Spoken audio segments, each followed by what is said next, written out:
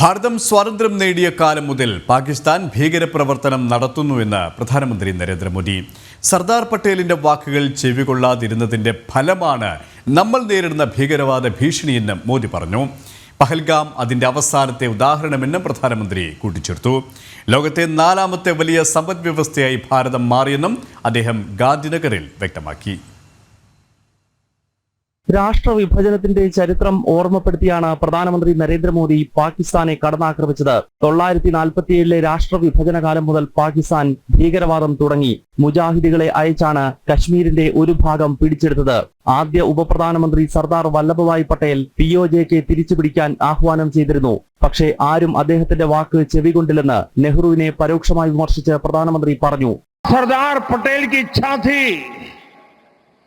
कि पीओके वापस नहीं आता है तब तक सेना रुकनी नहीं चाहिए, लेकिन सरदार साहब की बात मानी नहीं गई और ये मुजाहिदीन जो लहू चख गए थे वो सिलसिला 75 साल से चला है. पहलगाम में भी उसी का विकृत रूप था. പാകിസ്ഥാൻ ഭാരതത്തിനെതിരെ നടത്തുന്നത് നിഴൽ യുദ്ധമല്ല, നേരിട്ടുള്ള യുദ്ധമാണ്. പാകിസ്ഥാൻ എപ്പോഴെല്ലാം പ്രകോപനം സൃഷ്ടിച്ചിട്ടുണ്ടോ അക്കാലത്തെല്ലാം തിരിച്ചടി നൽകാൻ ഭാരതത്തിന് സാധിച്ചിട്ടുണ്ടെന്നും പ്രധാനമന്ത്രി ഓർമ്മപ്പെടുത്തി.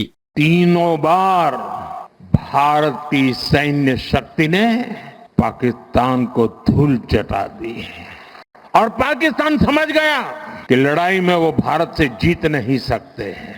താൻ പ്രധാനമന്ത്രി പദത്തിലെത്തുന്ന 2014 ഭാരതം 11ാമത്തെ സാമ്പത്തിക ശക്തിയായിരുന്നു. ഇന്ന് UK കടത്തിവെട്ടി 4ാമത്തെ ശക്തിയായി മാറി. 2047 100ാം സ്വാതന്ത്ര്യദിനത്തിൽ വികസിത ഭാരതം മാത്രമാണ് ലക്ഷ്യമെന്നും പ്രധാനമന്ത്രി വ്യക്തമാക്കി.